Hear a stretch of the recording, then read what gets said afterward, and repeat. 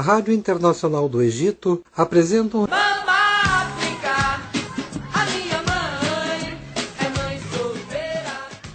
Um resumo da Copa Africana das Nações de Futebol, Costa do Marfim 2024. Mama África, a minha mãe é mãe solteira. Um programa produzido por Mohamed Abdel Kamel e apresentado por Arnaldo Risenberg. Mama África, a minha mãe é mãe solteira. Amantes do futebol no mundo inteiro estão acompanhando desde ontem, sábado 13 de janeiro, e até o próximo dia 11 de fevereiro, uma competição de altíssima competitividade no continente africano. 24 seleções estão disputando o título da Copa Africana das Nações de Futebol, em sua edição de número 34. Costa do Marfim, o país que está localizado no leste da África, cediu o campeonato pela segunda vez em sua história desde 1984. 4 países lusófonos disputam a competição: Angola, Moçambique, Cabo Verde e Guiné-Bissau. A seleção nacional egípcia aparece no campeonato pela 25ª vez como a maior equipe participante. À margem dos jogos no segundo dia do campeonato, a seleção nacional egípcia, campeã histórica com 7 títulos, empatou em seu jogo inaugural com 7 títulos. A seleção nacional egípcia, campeã histórica com 7 títulos, empatou seu jogo inaugural com Moçambique por 2-2 neste domingo. Na edição de hoje sobre este jogo, vamos ouvir esta análise do grande treinador brasileiro, Márcio Máximo. Seja bem-vindo e a palavra está com você, Márcio Máximo. Boa noite, Mr. Ekmel. Primeiro eu vou falar um pouco do jogo entre Costa do Marfim e Guiné Equatorial, porque acho que, como todo time que joga em casa, a gente costuma dizer que tem 2 tipos de pressão: a pressão positiva e a pressão negativa. A pressão negativa é quando você joga no campo do adversário e, obviamente, os torcedores locais estão torcendo por a sua equipe. E tem a pressão positiva, que é a pressão da sua equipe, dos seus torcedores, na sua equipe. Isso aí acontece de uma forma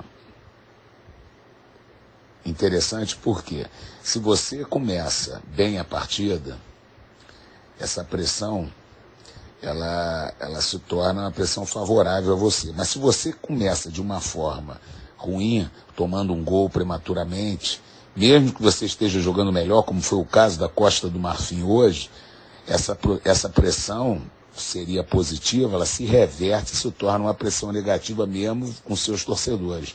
E foi isso que aconteceu com a Costa do Marfim, que dominou o primeiro tempo, dominou boa parte do segundo, mas a partir do segundo gol da Guiné, ela se desestabilizou totalmente e começou a abrir os espaços que a Guiné, de uma forma reativa, aproveitou.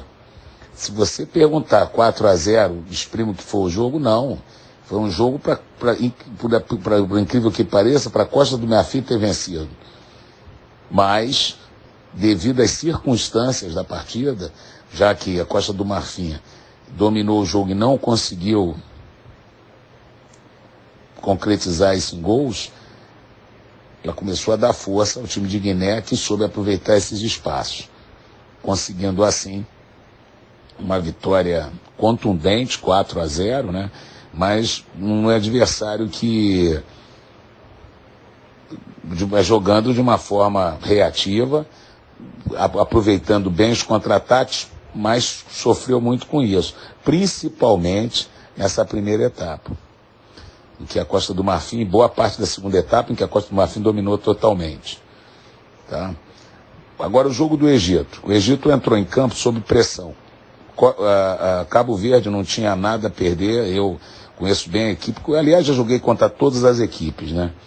Só não joguei contra a Guiné. Quando dirigi a Tanzânia, joguei contra a Costa do Marfim, vencemos em Abidjan, Costa do Marfim já com a seleção da Tanzânia, pela Copa dos Campeões Africanos, e depois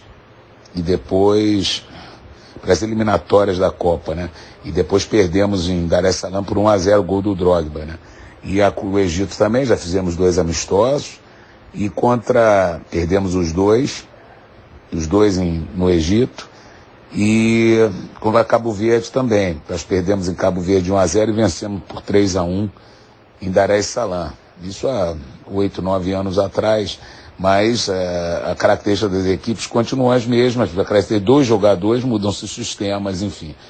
E Cabo Verde tem jogadores muito habilidosos, a sua maioria atuando em Portugal, e é uma equipe que também, hoje, já classificada, entrou em campo muito tranquila contra o Egito. O Egito, igualmente ao jogo anterior, dominou totalmente o jogo, mas começou a ficar impaciente porque precisava dos resultados. Entrou com 4-1, 4-1, depois tocou para 4-3-3, 4-2-4.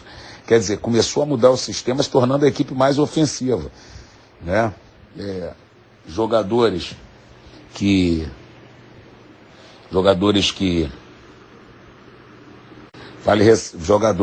entraram também. O Mohamed entrou no lugar do Salah, já entrou muito bem, inclusive fez o gol, o segundo gol, que de repente depois que seria o gol da vitória, mas depois Cabo Verde conseguiu empatar, mas Cabo Verde foi beneficiado pelo empate de Moçambique com Gana, que o classificou o Egito, e não classificaria caso Moçambique não tivesse empatado com Gana. Desclassificou Gana. Quer dizer, e o Egito eu acho que se classificou de uma maneira